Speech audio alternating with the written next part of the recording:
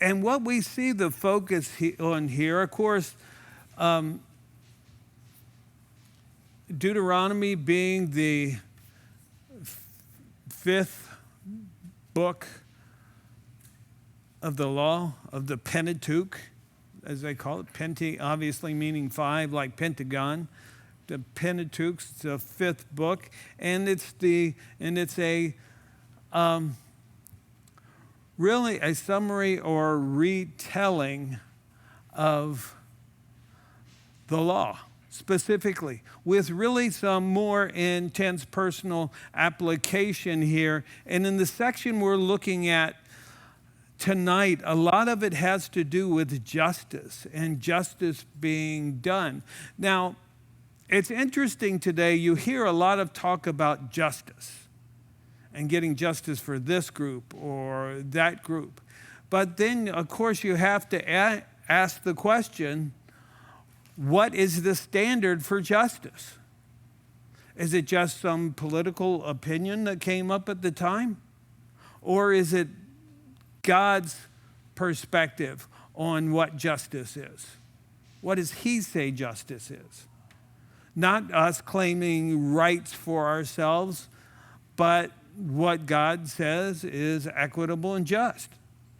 And so beginning here with chapter 17, we get this discussion of how justice must be administered.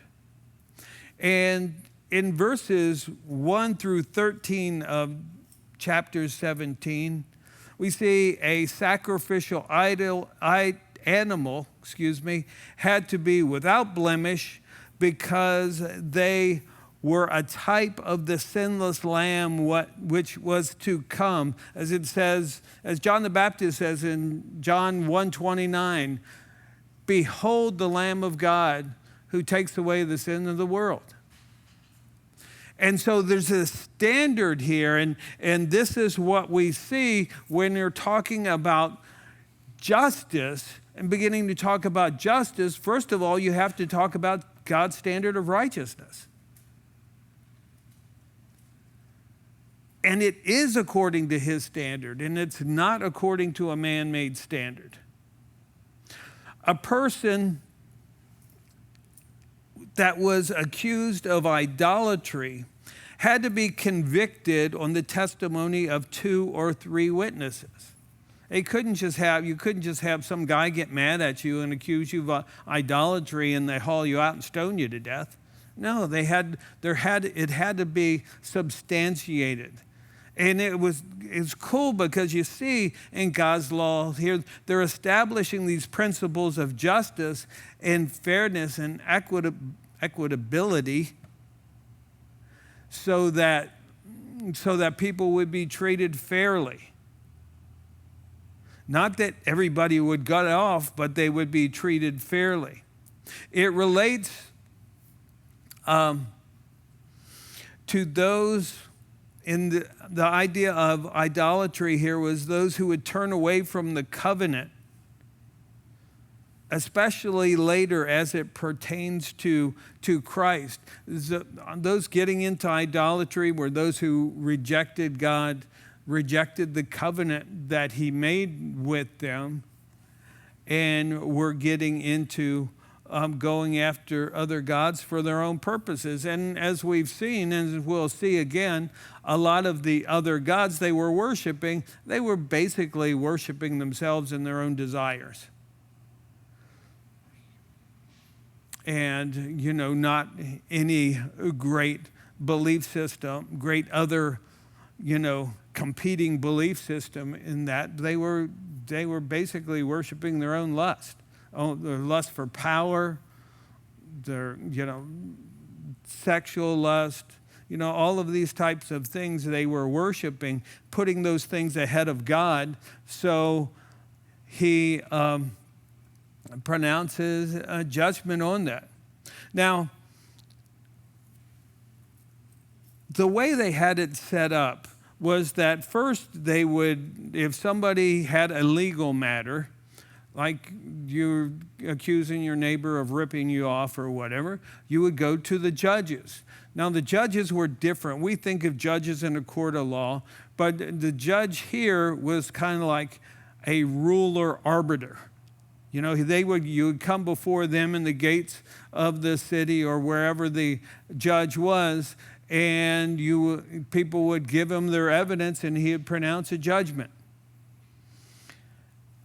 If it was too difficult for the judge, remember, this is Moses setting up things when he's going to be gone, so they couldn't all go to Moses like they were, you know.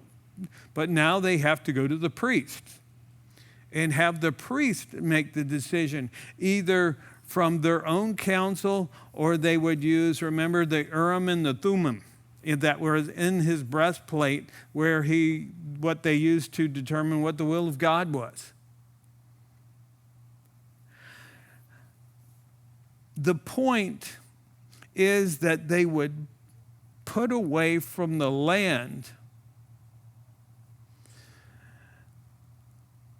that which was evil according to God's standard.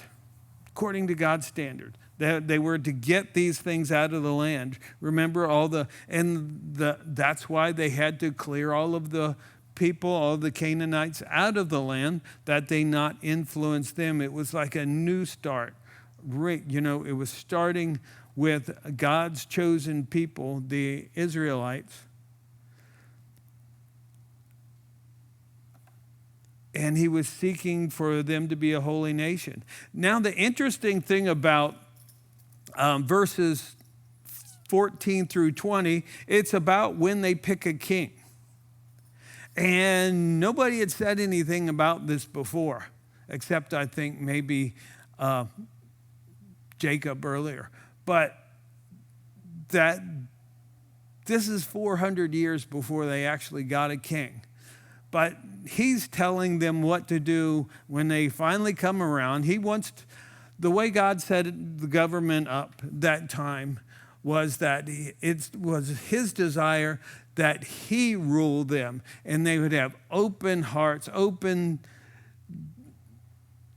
desires, wanting to do the will of God. It's kind of like William Penn, the founder of Pennsylvania, said, if man's not governed by God, he'll be ruled by tyrants.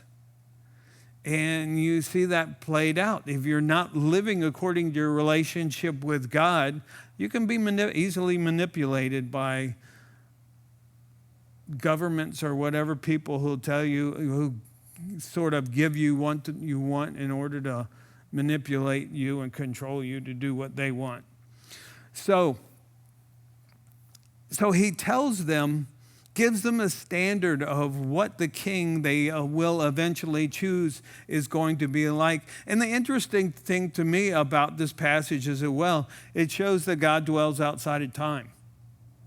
He already knows what they're going to want 400 years later, because he sees it all at once at the same time. He's not surprised by it when it comes up later with Samuel, that we'll see in 1 Samuel.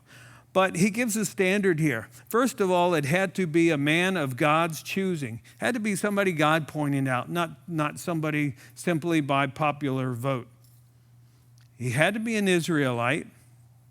And now we get to the things he was not supposed to do, or was not permitted to do. He was not to multiply horses. He was not to cause the people to go back to Egypt. He was not to multiply wives. He was not to multiply silver and gold.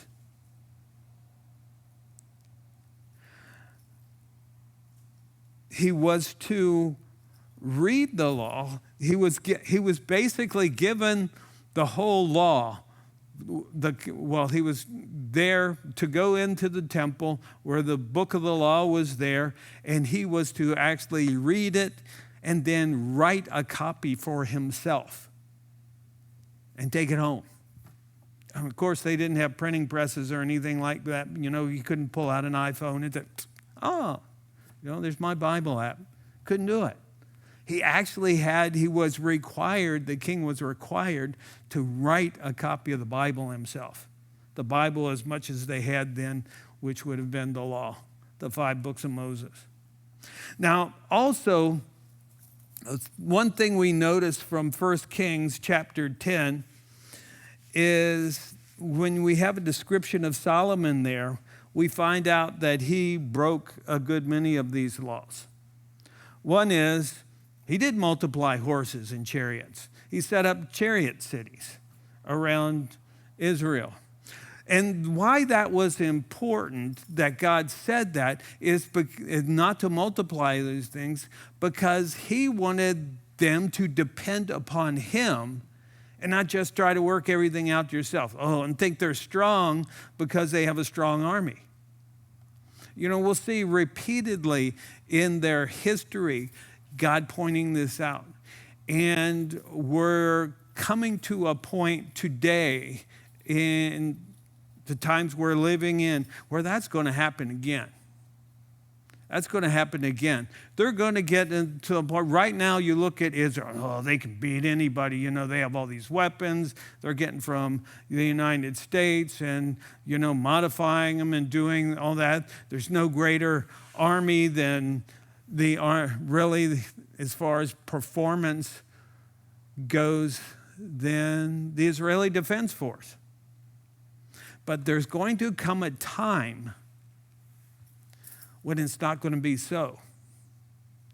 And like in Ezekiel 38 and 39, when as he prophesies there, all these nations are going to come against Israel, and it's going to be at a time where it seems hopeless. And then God himself is going to step in. Israel's not going anywhere. It's been placed there by God in the last days for his purposes, and it's not going away until he returns. They were not to multiply wives. Okay, so Solomon had 700 wives. I think that's multiplying. And 300 concubines. Enough said about that. He was also not to multiply silver and gold. Of course, the description of the Jerusalem during Solomon's reign was that he made silver as common as stones, common as normal rocks on the ground in Jerusalem. So these are the things that ultimately led Solomon's heart away from following the Lord, because he went after all these other things. He wanted to accumulate all these outward displays of success. Now, in chapter 18, we're getting some of this is repetition from chapter 12.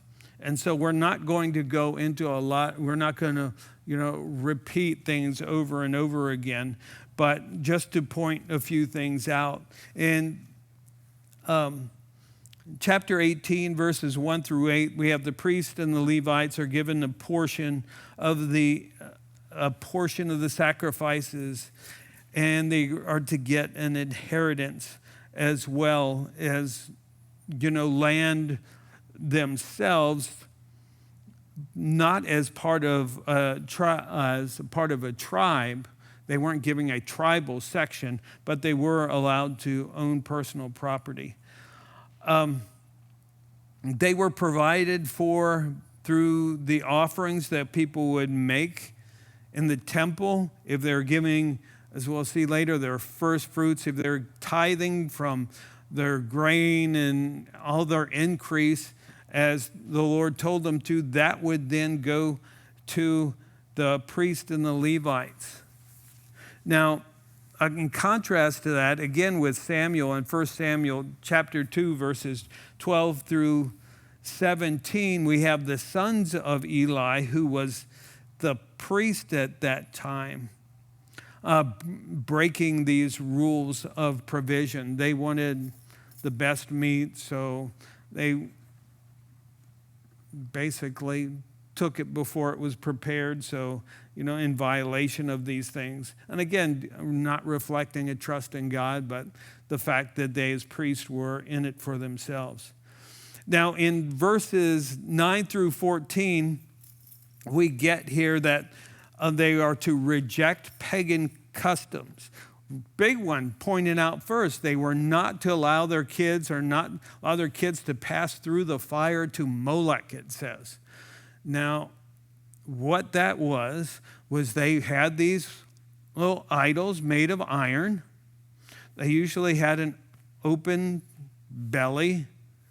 They would put hot coals in there, heat them so that the idol was glowing red. And then they would lay their babies in its arms.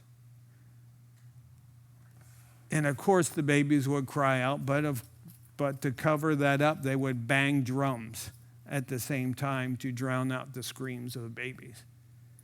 That's how intense it was. God making the point to them that he would never, ever require such a thing.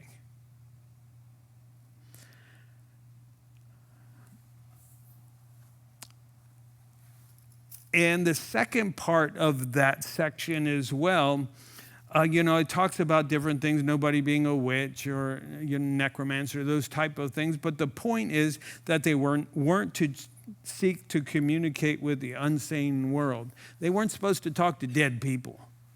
It's never a good idea to talk to dead people, because it's usually not the dead person you're talking to. As people get into that, it's easy to be fooled. It's easy to be trapped. It's like when, people play games like Ouija boards and things like that, saying they're trying to communicate with such and such.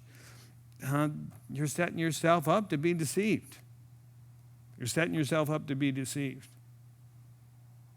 Now, in verses 15 through 22, we have this prophecy where Moses says, hey, I'm leaving. I'm checking out of here. God's taking me home.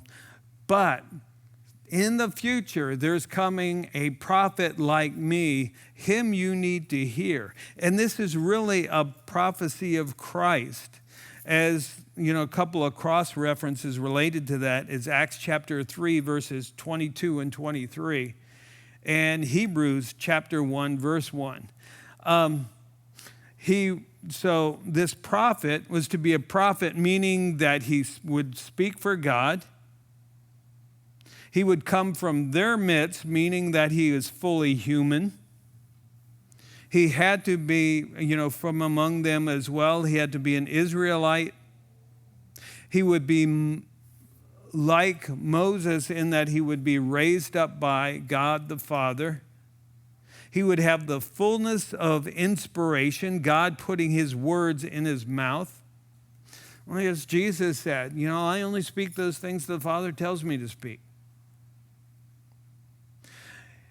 He would have the fullness of revelation, speaking all that God commands.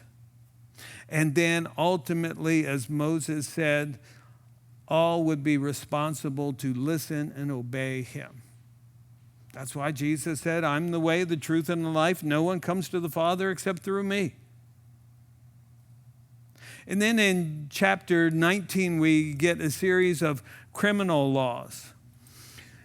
And of course, they repeat here in the first 13 verses about the cities of refuge. But again, they were mentioned in chapter 12, around verse 29. They were listed there for the people who killed somebody accidentally. They could run to these cities and find refuge. And they had to stay there until the high priest died, the high priest who was there at the time. There would be 3 on the east side of the Jordan and 3 on the west side. So, again, we covered that in chapter 12. Now, In verse 14, we have this command. It seems like almost out of nowhere. It's just this one verse. He says, basically, don't move the boundary lines. Don't move the stone. What they would do, I mean, today they go driving those little iron rods down in the ground where your property line is. And so it can easily be found with a metal detector. And it would be like, what he's saying there, it would be like if your neighbor went out and dug that iron rod up and moved it further into your property and drove it down so that he was claiming a part of your property. That's what it would be like for them to do that. But it carried another kind of symbolic meaning, as it says in Hosea 5:10. It says, the princes of Judah are like those who remove a landmark. I will pour out my wrath on them like water. So he was saying that the leaders are like those who move landmarks.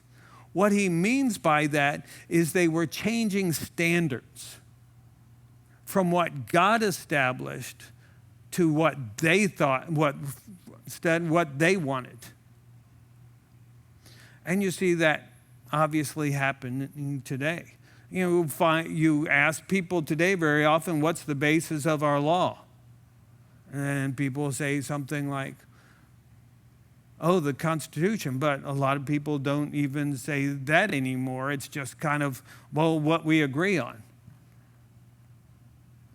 That's why in the past they, in a sense, moved the stones in that they took the Ten Commandments out of courthouses and, which the Ten Commandments was the basis of many, if not most, of our laws.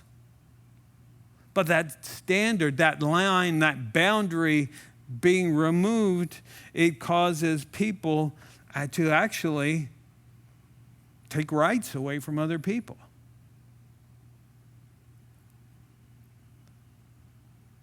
And then, again, in verses 15 through 21, we get the repetition of the fact that you need 2 or 3 witnesses to convict someone before a judge. But with an added thing here, if you were a false witness, if you went before the judge and you lied, you would get and they caught you, you would get the penalty that the accused person was going to get. Boy, that would solve a lot of problems, wouldn't it? Oh man, you lie to the judge and you're getting what the accused would get. And now in chapter 20, we get the rules or principles of warfare. The first and foremost you see in the first 4 verses is that God would be with them. This is, again, goes back to the whole thing with not multiplying horses and chariots and having all of these things to brag about, look externally powerful.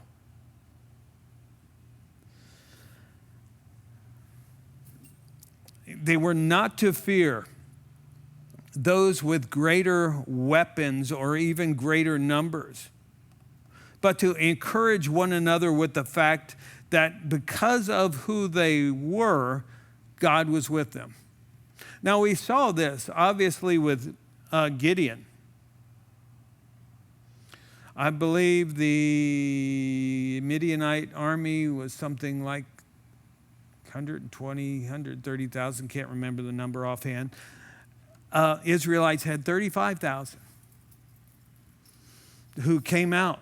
When Gideon was a judge and he was called the people out, God said, you have too many. So subtracted that down a bunch. Then he said, well, you still have too many. So have these guys go drink water, and the ones who lap it up there, we'll go with them. Some people like to say it was because the way they stood and they were being observant that they were picked. No, I just think God picked a smaller number, in my opinion, because he just wanted to show his power. And so he defeated the Midianite army of over 100,000 men with 300 to demonstrate that it was him. And again, with Israel, we see that repeatedly throughout their history, is that they were in impossible situations and God delivered them.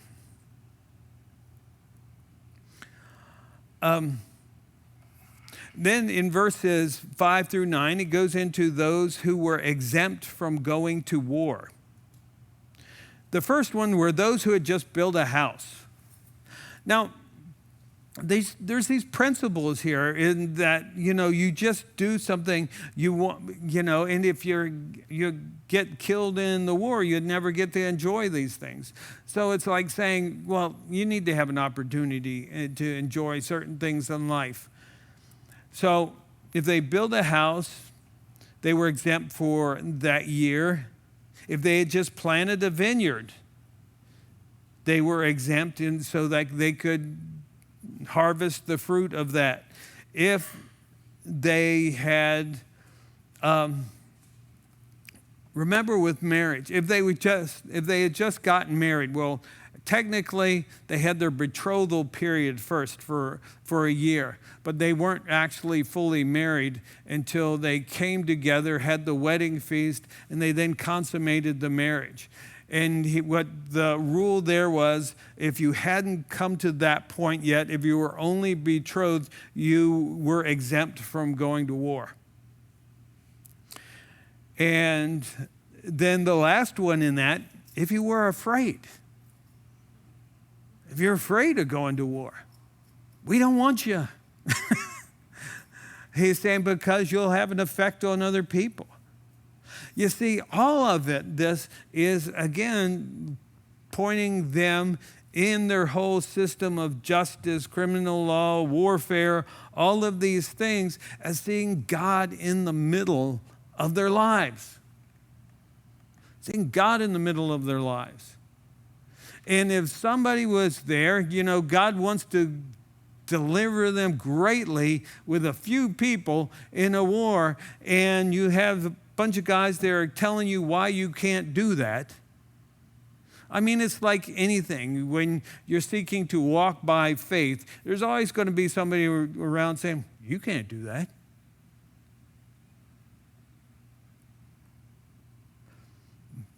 And because you're too weak, and the answer is, it's not about me. It's not about me. It's about the Lord and what he desires to do. So that's why they didn't want to have the fearful there. Now, in verses 10 through 20, we get to what they were to do with cities and the land in time of war when they conquered. The way that they conducted their warfare was to demonstrate that they were a holy people. Now, obviously, we already saw that with Canaan, they were supposed to clear the land because this was going to be their land. But when they went to war with other nations outside of themselves, they were to offer peace first.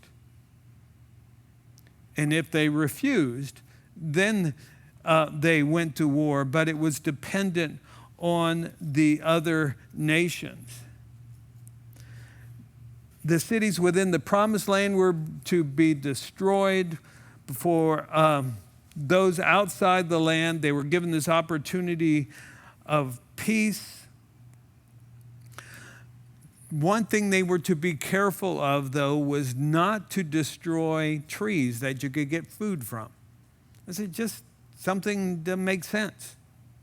You're fighting a city. You don't chop down an apple tree to, try to start a fire in front of the city. You might need to eat from that apple tree later. So think ahead. Now, in chapter 21, we get to some more legal aspects. Now, in verses 1 through 9, we have this interesting case. It's, this hypothetical. Well, what if you find a dead body out in the field? And nobody knows who killed him. What do you do? First thing you do is you measure which is the closest city. Then you go to the leaders of that city, and they have to, on the one hand, vow that they either did not kill the guy themselves or they don't know who did, and then they have to offer a sacrifice as well to make atonement for that. Now, in verses 10 through 14, it talks about when they go to war with another nation, again, outside of the promised land, they were then allowed to take wives of the captives. They were allowed to marry a woman from the city that they conquered after they were ceremonially cleansed. But of course, as I said, this didn't include the Canaanite women because that would have been compromise for them. Now it says then there that if she doesn't please him after he's taken her, he had to let her go free, couldn't sell her, couldn't do anything else with her, couldn't make her a slave or anything like that. You had to just set her free because you had humbled her. You brought her into that situation. You brought her into your home. In verses 15 through 17, we see the inheritance of the firstborn. And again, we're getting to deal with, justice and equity here. Now, of course, then you had people that, would marry several women. Some would marry two, some more. Well, what the law said is your firstborn son who would inherit everything was your firstborn son. Now, if you married another woman and you liked her better than your first wife, you couldn't choose your favorite wife's son and make him the firstborn. But you had to deal with these things equitably. But what's interesting is God at times set this rule aside to bless the younger, as we see prophetically. Jacob was younger than Esau. In fact, the prophecy was made before he was born to Rebekah, is that he would come out grabbing his brother's heel, and the older would serve the younger. And so Jacob ended up getting the birthright. And then, of course, as well, remember when Jacob was dying and he was praying for all his sons, or talking to and Joseph brings in Ephraim and Manasseh, two of his sons. And he's to pray for him, and he puts the older Manasseh on Jacob's right hand so he could lay his right hand on him and bless him because he was the oldest. And of course, Ephraim on the left side. Jacob goes to pray, and here you have this old guy, been walking with the Lord, been through a lot of struggles for a number of years, goes to imagine Joseph's face. He goes to lay hands on his sons, and then he goes, lays his hands, putting his right hand on Ephraim and blessing him prophetically. And then, of course, being according to God's direction. Now, in verses 18 through 21, we have how to handle a rebellious son. You had take him before the judge, and the judge so determined that he was incorrigible, totally rebellious, they'd take him outside the city and stone him. Now, we see, obviously, in the gospel, a contrast to this with the prodigal son in Luke chapter 15. And we see more of the picture of God's heart in that. What God's heart really is the restoration. Didn't you think back, well, why did they have this law in Deuteronomy? Because you have to remember the intent there with all of this stuff he's talking about is they were to be a holy nation. They were to be his peculiar people. They were to stand for righteousness. They were to be a light to the Gentiles. So they were to be, in that sense, hard on themselves. As far as, be serious about following the Lord and let everybody know you were serious about following the Lord. And so they could be an example there. Now in verses 22 through 23, it speaks of how they were not to defile the land in the exercise of justice. When somebody was given the death penalty, and they were hung on a tree, you couldn't leave them overnight because they saw that, or God saw that as defiling the land.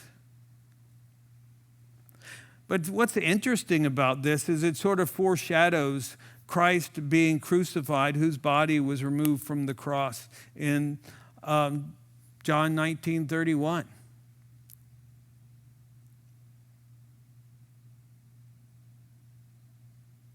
Now in chapter 22, we have, first of all, in the first 12 verses, again, they were to be a holy people in their conduct.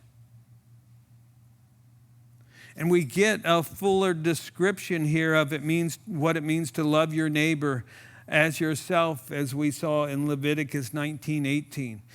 If a neighbor's animal was to wander off and you saw it out there wandering off, you knew it was your neighbor's, you couldn't just say, glad it wasn't mine, and let it go. But you were obligated to get your neighbor's animal, bring it back to him, or keep it temporarily yourself until the owner could be contacted. So in that sense, you are to be your brother's keeper.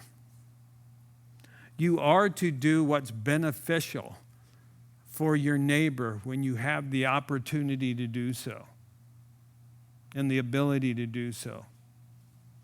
And in verses 13 through 30, we see that they were called to be a holy people in respect to their sexuality.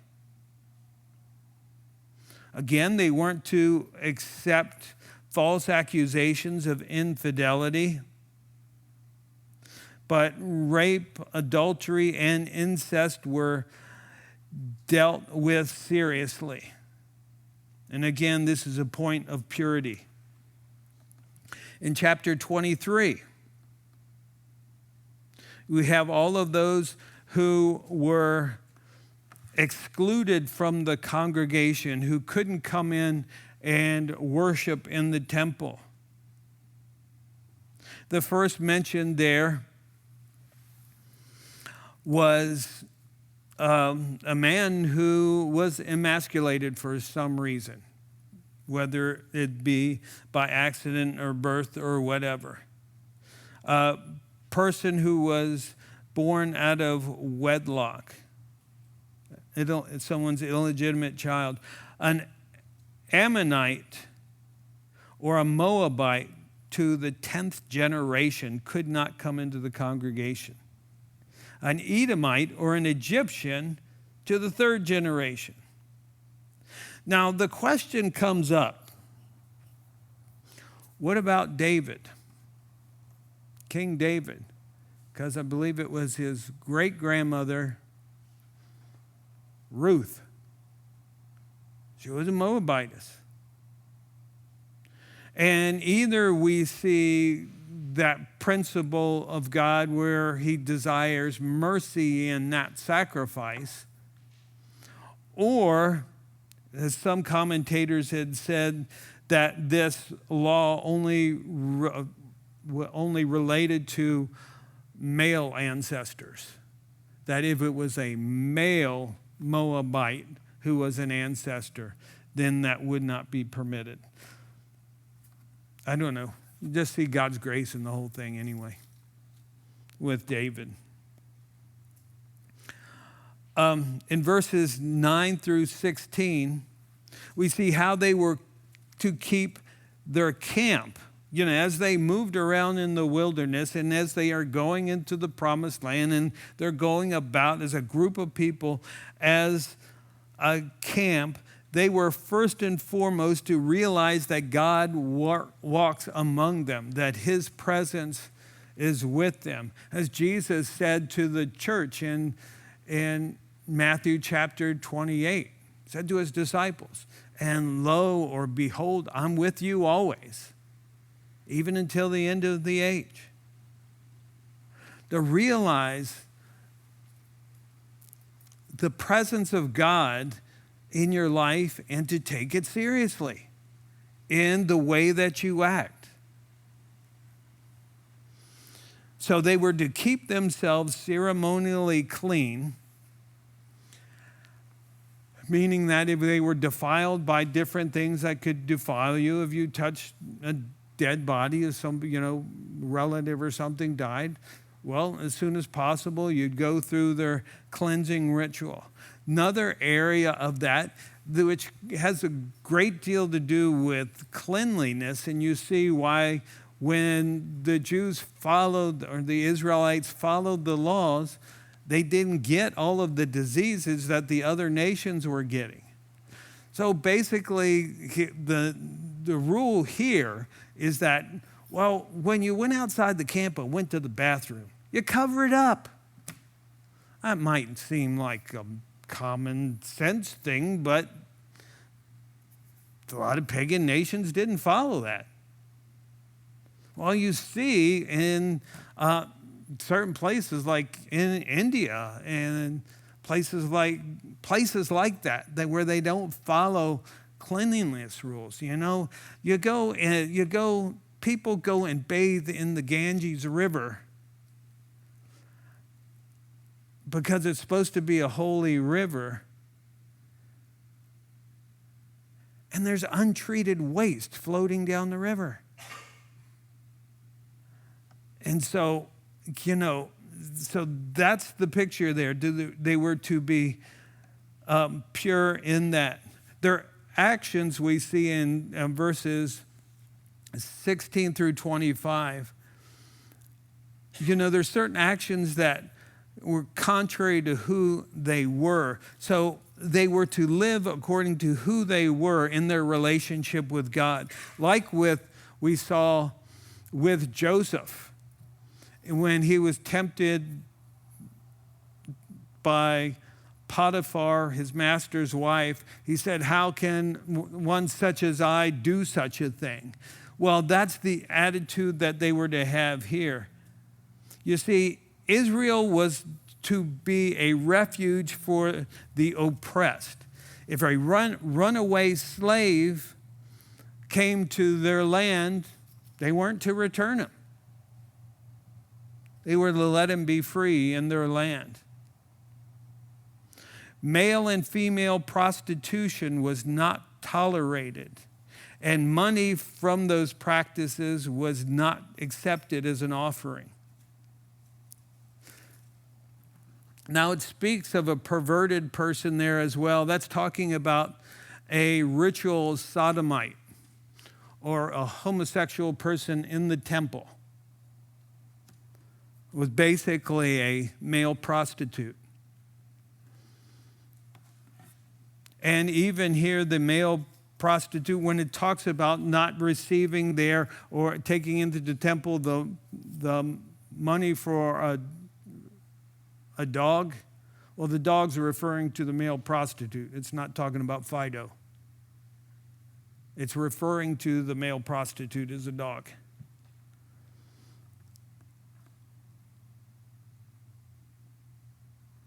They weren't to charge interest to their fellow Israelite, as we've seen before. And vows, any vow you made, promising God, oh, I'll give you that, they were voluntary. You didn't have to do it. But if you did it, you were to keep it. Now, in chapter 24, we begin with the first 4 verses in the laws concerning divorce. And it says, if a man finds an uncleanness in his wife, he can write a certificate of divorce, give it to her, and she had to go. Say, catch you later. This is partially why they had dowries back then. That the father kept a dowry, that the husband paid a dowry, the father kept it. If he then divorced the daughter, there was that payment there, that money there, by which his daughter could be supported. Now, the question always came up and was discussed among the rabbis of what exactly uncleanness means. If he found an uncleanness in her, that he was able to write her a certificate of divorce. Well, this one rabbi named Hillel, who was on the liberal side, he said anything that the husband was unhappy with, he could divorce her for that. If she burnt your toast in the morning, here's your certificate of divorce. Almost anything, She showed up to breakfast without makeup on. Certificate of divorce.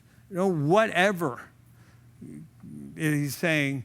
But then there was another more conservative rabbi writing as well, whose name was Shammai. And he said, which is, I believe is probably the case here, is it only referred to sexual impurity. If he found that kind of uncleanness in her. And after the divorce, she would be free to marry someone else. Now, it's getting complicated here. As you see with a lot of relationships today, it gets extremely complicated. If a woman married a second husband, and that second husband either divorced her or died, she could not go back to her first husband.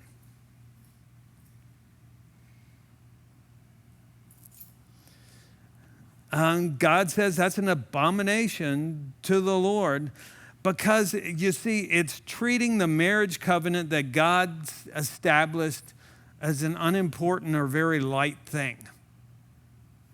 No big deal. We can come in and out of it, do what we want. Yeah, it's only a piece of paper. How many times do you hear that? Oh, really? That's not how God looks at it. And again, all of these standards for righteousness are standards that God sets, not what some board of elders or somebody sat down and dreamt up. It's laws to enable them to live as his people and to be a demonstration to the world around them of who they were and what it means to have a relationship with God.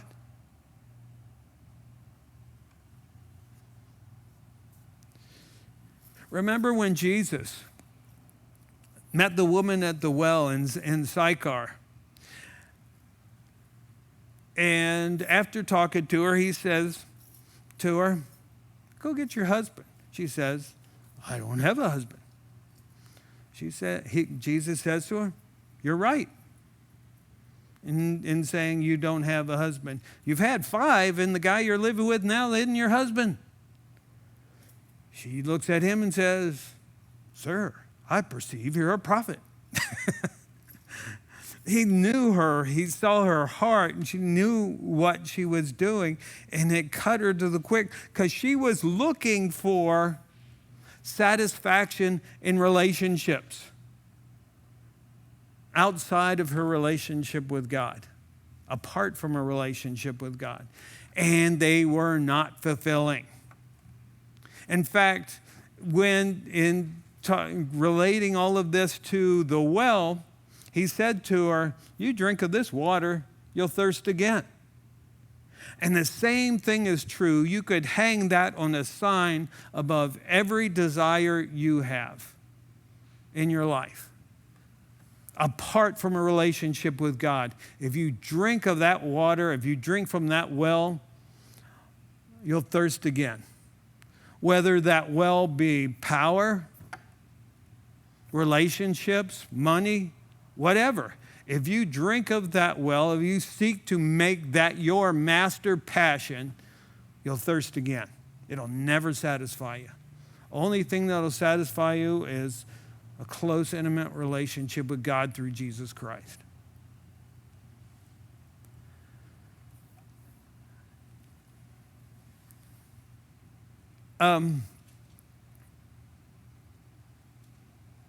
Interesting fact in how this is applied to Israel in Jeremiah 3, verses 1 through 8.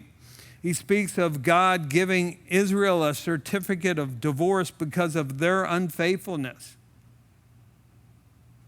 But he would purge them of their unfaithfulness and marry her again. The faithfulness of God.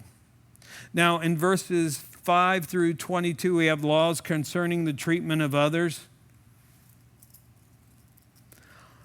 Things that we don't think of today because our economic system's completely different. If you would borrow money from someone, you had to give them collateral of some kind. But he's saying here you can't take if somebody has millstones, you know, where they would grind wheat and make flour, you'd have an upper and a lower millstone because one stone rolled around on top of the other. Couldn't take either one of those because it's the guy's livelihood. How is he going to pay you back if he doesn't have his millstones to ground flour with? He's just, going to constantly be in the hole. It doesn't make sense. Slave traders are those who stole somebody or kidnapped somebody and sold them into slavery were to be executed. Slave traders, no toleration for it. They were to be executed. They were to follow the instructions of a priest or a Levite in the case of an outbreak of leprosy, how they were to stay clean. Better than the World Health Organization. They knew what they were talking about being clean. They were not to break into a person's house. If you lent them money, you couldn't break into a person's house and take the collateral that they had pledged. They were to pay a hired servant the day they worked. And then a person could only be put to death for their own sin, not for the sin of others. You couldn't put to death a father for his son's sin or a son for the father's sin. Everybody was responsible for their own behavior. And then they were to leave the gleanings of the fields or the vineyards for the poor and fatherless and the widows. That was their welfare system.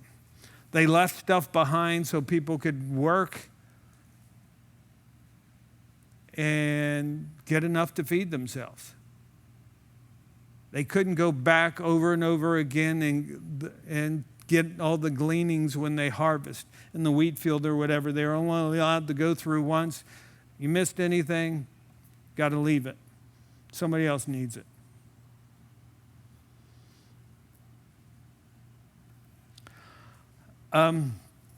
Chapter 25,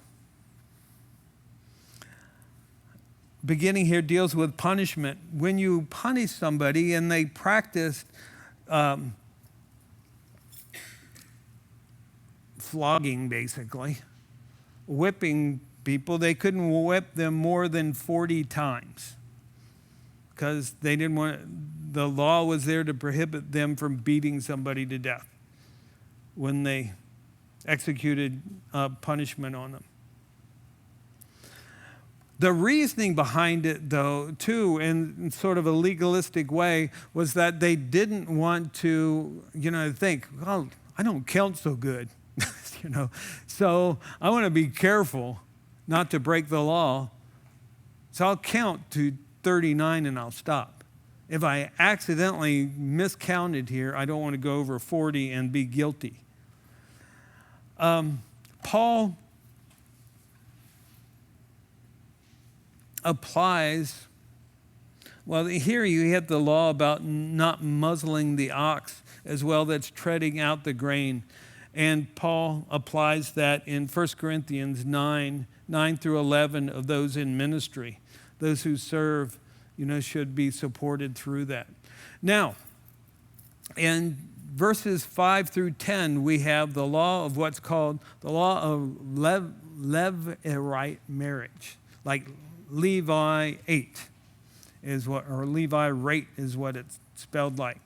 If a man died without having an heir, remember, the land was incredibly important to them. So they would want to keep the land in the family, in the tribe, continually. Remember, we had those daughters before that, their father died, didn't have any sons, and, the judgment was made that they could inherit the land, but they had to marry somebody from their own tribe, so the land wouldn't get switched over to another tribe. This is a similar thing in that if a man died and he didn't have an heir, his brother was required or expected to take the dead brother's wife as his, and her firstborn would be considered the dead brother's son, so that he would inherit the land or the property or whatever that was to be passed down from that brother who had died. The point was keeping his name alive, his inheritance, and keeping his property in the family. If the brother refused, the widow in the gate before the judges would go up to this brother, take off his sandal, and spit in his face. And he would be called the person who had his sandal removed. That was like an incredible dishonor. It's like you're not taking care of your family. You're rejecting what would be good for your brother and his family. So you're the one whose sandal was removed. It's kind of like saying, it's kind of like today. It's not exactly comparable, but it's like if somebody has a reputation for treating their animals poorly. Like you've seen somebody kick their dog out on the street or something like that. It's comparable to that. It's like, dude, that's a pretty low thing to do. To take advantage or hurt an animal that's weaker than you or whatever. Now, in verses 11 through 16, if two men were fighting, and one of the men's wives jumps in and grabs a hold of the other man's private area. Her hand was to be cut off. You go, whoa, that's serious. But again, remember what we're looking at. Remember what the focus is. If he became impotent because of that, what would happen? He'd have no heir. And it was all about the heir and the continuation of the property, the continuation of, the land being in that family, that inheritance, because God had given him that inheritance.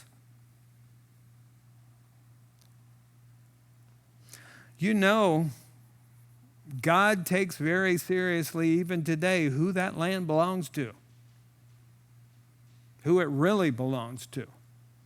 No matter what claims you have people saying on the news or whatever,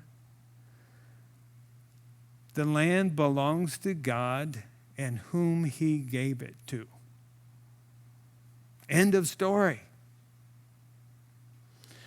And you will see nations who act contrary to that, God deals with them appropriately, I'll say, and leave it at that. And again, even to the point of one authored in a book called Eye to Eye, traced how many times the U.S. government tried to force Israel into one of those land for peace deals, and how some extreme natural disaster happened within a day or two when that happened. God doesn't take it lightly.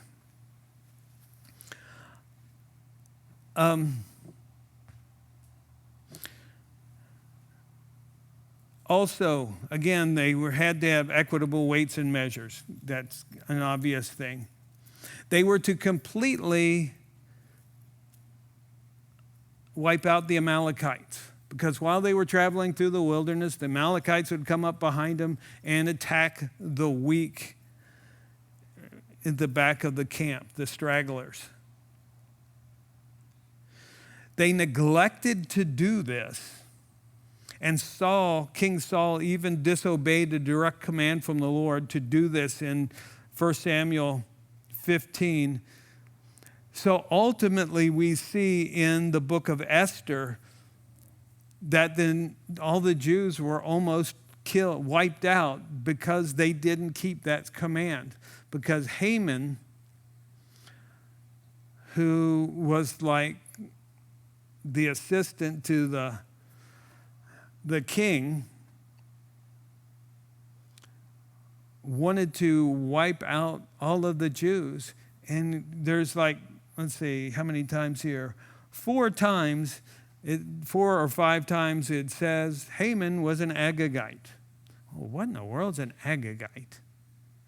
Well, the king that Saul didn't kill right away, what was his name? Agag. So the guy who almost wiped out the whole nation was a descendant of that king that Saul didn't kill when he was told to.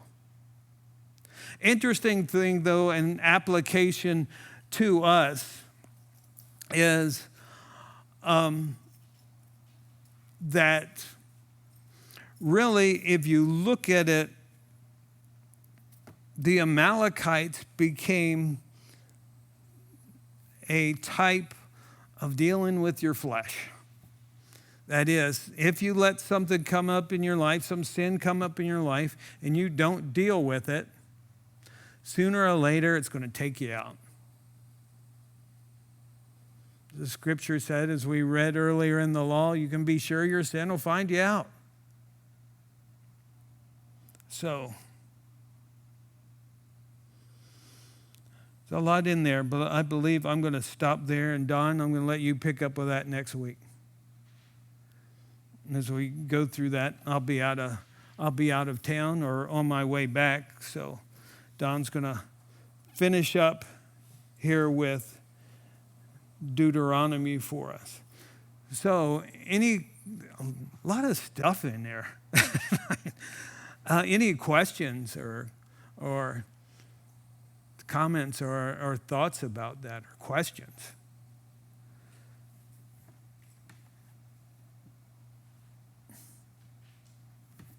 No? Well, you can ask me afterwards if you have.